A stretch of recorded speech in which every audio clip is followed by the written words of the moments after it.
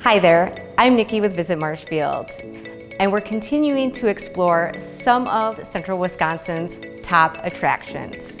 Today, we are at the Chestnut Center for the Arts, a creative hub in downtown Marshfield that houses live performances, art classes, exhibits, and much more. Founded in 2003 and officially opened in 2004, the Chestnut Center for the Arts is located in a former Presbyterian church that's across the street from the Wenzel Family Plaza and the Upham Mansion.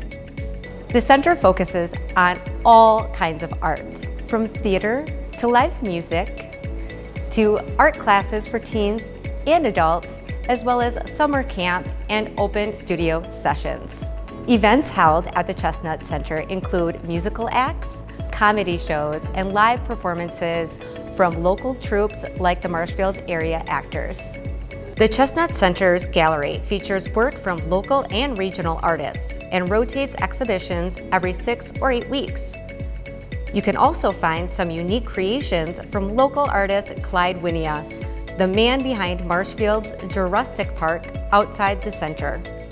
Thanks for joining me. Stay tuned for more Meet Marshfield Made New videos as we continue to explore the area's most interesting attractions.